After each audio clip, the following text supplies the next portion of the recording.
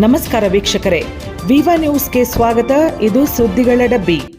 ಯಾದಗಿರಿ ಜಿಲ್ಲೆ ಸುರಪುರ ನಗರದಲ್ಲಿ ನಗರಸಭೆ ಪೌರಾಯುಕ್ತರು ಕಾನೂನಿಗೆ ವಿರುದ್ಧವಾಗಿ ಬೀದಿ ನಾಯಿಗಳನ್ನು ಯಾವುದೇ ಬೇರೆ ಸ್ಥಳಕ್ಕೆ ವರ್ಗಾವಣೆ ಮಾಡುವಂತಿಲ್ಲ ಎಂದು ಹೈಕೋರ್ಟ್ ಕಟ್ಟುನಿಟ್ಟಾಗಿ ಆದೇಶ ಮಾಡಿದರೂ ಕೂಡ ಸುರಪುರ ನಗರದ ಪೌರಾಯುಕ್ತರು ಬೀದಿ ನಾಯಿಗಳನ್ನು ಹಿಡಿಸಿ ನೀರು ಆಹಾರ ಇಲ್ಲದ ಪ್ರದೇಶದಲ್ಲಿ ಬಿಟ್ಟು ಬಂದಿದ್ದಾರೆ. ಆದ್ದರಿಂದ ಅವುಗಳನ್ನು ಮತ್ತೆ ಮೊದಲಿನ ಸ್ಥಳಕ್ಕೆ ತಂದು ಬಿಡಬೇಕು. ಇದು ಕಾನೂನು ಬಾಹಿರವಾಗಿದೆ ಎಂದು ನವ್ಯ ಮಾನಪ್ಪ ಕರಡಕಲ್ ಸುರಪುರ ಪೊಲೀಸ್ ಠಾಣೆಗೆ ದೂರು ನೀಡಿದ ಘಟನೆ ಬೆಳಕಿಗೆ ಬಂದಿದೆ.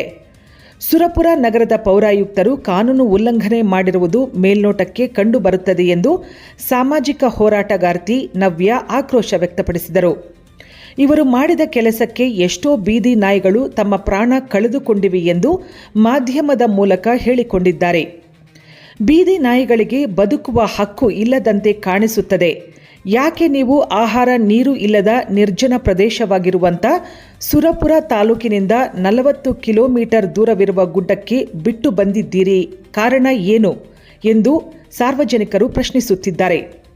ಆದ್ದರಿಂದ ಇವರ ಮೇಲೆ ಕಾನೂನು ಕ್ರಮ ಕೈಗೊಳ್ಳಬೇಕು ಎಂದು ನವ್ಯ ಮಾನಪ್ಪ ಕರಡಕಲ್ ಅವರು ದೂರು ನೀಡಿದ್ದಾರೆ. ಮುಂದೆ ಇಂಥ ಅಧಿಕಾರಿಗಳ ಮೇಲೆ ಮೇಲಧಿಕಾರಿಗಳು ಯಾವ ರೀತಿ ಕಾನೂನು ಕ್ರಮ ಕೈಗೊಳ್ಳುತ್ತಾರೆ ಮತ್ತು ಬೀದಿ ನಾಯಿಗಳಿಗೆ ನ್ಯಾಯ ಸಿಗುತ್ತಾ ಇಲ್ವಾ ಎಂದು ಕಾದು ನೋಡಬೇಕಿದೆ. ನಮಸ್ಕಾರ ರೀ ಎಲ್ಲರಿಗೂ. ನನ್ನ ಹೆಸರು ನವ್ಯ ಮಾನಪ್ಪ ಕರಡಕಲ್ ಅಂತ. ನಾನು ಸುರಪುರ ಒಳಗಿರ್ತೀನಿ. ಇವತ್ತು ಏನ್ ಹೇಳಕ್ ಬಂದಿನಂದ್ರ, ಮೊನ್ನೆ ಒಂದು ಡೆಲ್ಲಿ ಒಳಗ ಬೀದಿ ನಾಯಿಗಳಿಗೆಲ್ಲ ಹಿಡಿದು ಶೆಲ್ಟರ್ ಒಳಗ ಹಾಕ್ಬೇಕಂತಂದ ಡೆಲ್ಲಿಯಿಂದ ಆದೇಶ ಆಗ್ಯದಂತಂದ ಎಲ್ಲಾ ಕಡೆ ನ್ಯೂಸ್ ಬಂದದ್ರಿ. ಬಟ್ ಈ ಕಡೆ ನಮ್ ಕಡೆ ಅಂತದ್ ಏನ್ ಆದೇಶ ಆಗಿಲ್ಲ, ಅದು ಡೆಲ್ಲಿ ಒಳಗ ಆಗ್ಯದ್ರಿ. ಅದ್ರದ್ದು ಫೈನಲ್ ಇವತ್ ಬರೋದಿತ್ರಿ. ಇವತ್ ಬರೋದಿತ್ರಿ. ಅದ ಬಂತ್ರಿ. ಏನದು, ನಾಯಿಗಳಿಗೆ ಫುಲ್ ಇದು ಶೆಲ್ಟರ್ ಒಳಗ್ ಹಾಕುವಂಗಿಲ್ಲ. ಅದು ABC ರೂಲ್ಸ್ ಮಾಡಿ, ABC ಅನಿಮಲ್ ಬರ್ತ್ ಕಂಟ್ರೋಲ್ ಅದು ಪ್ರೋಗ್ರಾಮ್ ಮಾಡಿ ವ್ಯಾಕ್ಸಿನೇಷನ್ ಮಾಡಿ ಒಳ್ಳೆ ಅವು ಎಲ್ಲಿ ಹಿಡ್ಕೊಂಡ್ ಬಂದಿರ್ತಾರ ಅಲ್ಲಿ ಅವಕ್ಕೆ ರಿಲೀಸ್ ಮಾಡ್ಬೇಕಂತ ಆದೇಶ ಇವತ್ತು ಬಂತ್ರಿ. ಅದು ಫೈನಲ್. ಈ ಆದೇಶ ಬರೋಕ್ಕಿಂತ ಮುಂಚೆ ರೀ, ಇಲ್ಲಿ ನಮ್ ಸುರಪುರಲ್ಲಿ CMC ದವ್ರು ಏನ್ ಮಾಡ್ಯಾರಿ, ಬೇರೆ ಕಡೆಯಿಂದ ಒಂದು ನಾಯಿ ಹಿಡಿಯೋ ಗಾಡಿಯನ್ನ ತರಿಸಿ ಅವೆಲ್ಲ ಏನಿಲ್ಲ, ಕನಿಷ್ಠ ಏನಿಲ್ಲ ಅಂದ್ರೂ ಒಂದ್ 2-3 ನಾಯಿಗೆ ಅವರು ಇಲ್ಲಿದಿಂದ ಬಲಿ ಹಾಕಿ ಹಿಡಿದು ಅವಕ್ಕ ನೀರು ಆಹಾರ ಇರ್ಲಾರ್ದ ಜಾಗಕ್ಕೆ ಹೋಗಿ ಬಿಟ್ಟು ಬಿಟ್ಟಾರ್ರಿ.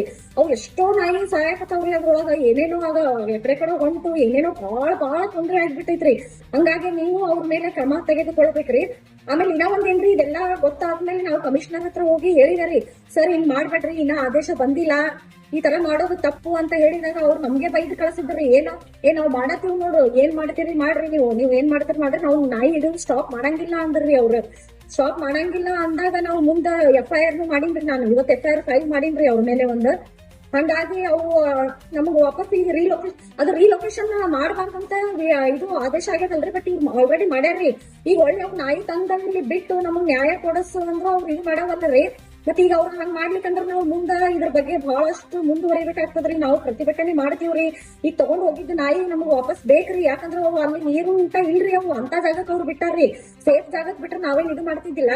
ಅಂತ ಜಾಗಕ್ಕೆ ಒಯ್ದು ಅವ್ರು ಬಿಟ್ಟಾರ್ರಿ. ಬಹಳಷ್ಟು ನಾಯಿ ಸಾಯಕತ್ತವ್ರಿ ಅಲ್ಲಿ. ಹಂಗಾಗಿ ಅವ್ರು ನಮಗ ವಾಪಸ್ ಅವು ತಂದು ಕೊಡ್ಲಿಲ್ಲ ಅಂದ್ರ ನಾವು ಪ್ರತಿಭಟನೆ ಮಾಡ್ತೀವ್ರಿ. ಹಂಗಾಗಿ ನೀವು ಹೆಚ್ಚಿನ ಕ್ರಮ ನೀವು ತೆಗೆದುಕೊಳ್ಬೇಕಾಗಿ ನಿಮ್ಮಲ್ಲಿ ವಿನಂತಿಸಿಕೊಳ್ಳುತ್ತೇನ್ರಿ.